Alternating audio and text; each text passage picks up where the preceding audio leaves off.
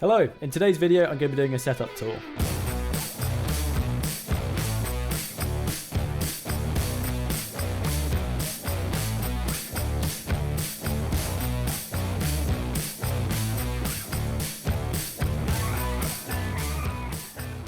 I've redesigned my setup quite a bit recently, especially the stuff over here, and I put a photo of it on Discord a few weeks ago when I finished it, and lots of people expressed some interest and asked to see like a full video on it, so I'm going to show the new setup basically. But first, a word from today's sponsor. Today's video is sponsored by WingFox. WingFox is an online video course platform. They've got loads of stuff related to VFX, they have an actual CG VFX category, and they also have similar categories for things like game art, concept design, animation, film production, etc. They have loads of courses very similar to the stuff that I teach on my YouTube channel. They asked me to pick one specifically that I thought would be good to recommend to my viewers, and I chose this one here. This is a course that covers making a cinematic car chase in Blender.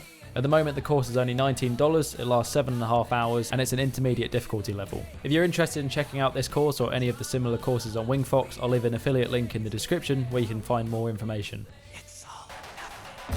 So I guess let's start with the most eye-catching part of the setup, which is probably the 3 monitors. My main display is an LG gaming ultra-wide. The one off to the right is a 1440p BenQ monitor, and then the one at the top is just a Dell 1080p normal monitor. For VFX I rarely use more than the main monitor, but for editing I really like to have all 3. I have the timeline on the ultra-wide, then I have the playback on the right-hand side monitor. I shoot everything in 4K, so it's nice to be able to view it on a high-resolution monitor. And then I have all of my footage and media bins and everything on the top. And I find this a really comfortable setup for editing.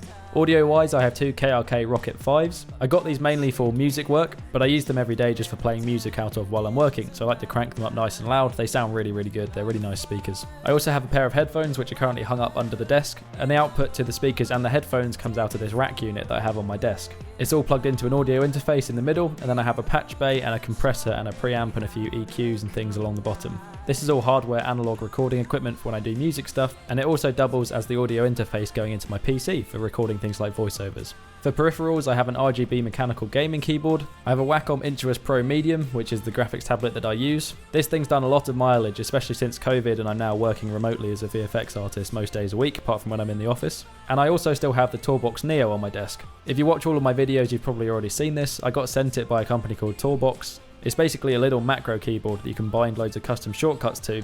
Then down to the workhorse of this whole setup, my PC. I recently upgraded my graphics card to an RTX 3090 and it's absolutely amazing. The other main parts are an Intel i7 6700K processor, I've got 32 gigs of DDR4 RAM, then I've got 3 terabytes of mechanical hard drives and an SSD with Windows and stuff on it, so it runs really quickly.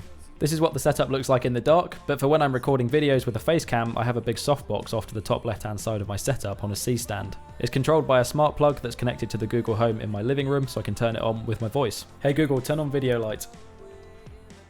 That's pretty much all the stuff on the desk. Then also attached to the desk I have my Rode NTG1, which is my recording microphone.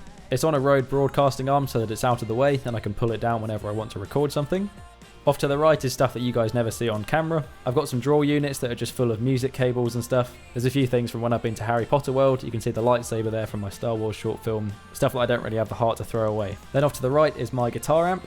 And for some reason it has a matching orange skateboard on top of it. These are the 2 drawers that are just absolutely full of music cables. Then to the right of that, this is stuff that's directly behind me when I'm sat at the desk. This is a Neumann TLM3 Studio condenser mic. I also have a full-size keyboard behind me, not that I can really play piano particularly well. And then one of my favourite things in this room, my rack full of guitars. On the floor is the pedal board, these are all of the guitar effects, and then above that obviously is all of the guitars. And lurking in the background there, balanced on the radiator, you can see my snowboard as well. And this is a look at the whole thing if I slowly walk backwards through the room. This is my little creative hub. This is where I make all of my YouTube videos and music from. It's a really nice, creative, cozy space. So there we go, that's an update on my setup. I built it in a way that I think is the best for the way I work, and it allows me to be as creative as possible with as few limitations as I can physically avoid. It's also adapted a fair bit since everyone started working from home post-pandemic. I've changed quite a few things around so that it's optimized for allowing me to work professionally from home and then also having my personal setup in the same place. Whoa, look at that editing magic. I apologise for the drop in quality. I'm on my phone now because my camera battery is charging, but I'm just going to very quickly elaborate on that point about working from home because I forgot to touch on it earlier. Basically, in this horrible mess down here in this drawer, I have basically a second computer set up. This box here is a box made by Dell that you plug an Ethernet cable and your keyboard and stuff into, and it allows me to control my work machine at the mill. So basically I have a DisplayPort switcher and a USB switcher in here, so I can switch my keyboard and mouse and this monitor from my PC to the Dell box, so I can go back and forth. And it means that 9 to 6 in the week I can have my work set up here, and I don't have to go behind the desk and unplug anything or have a separate monitor.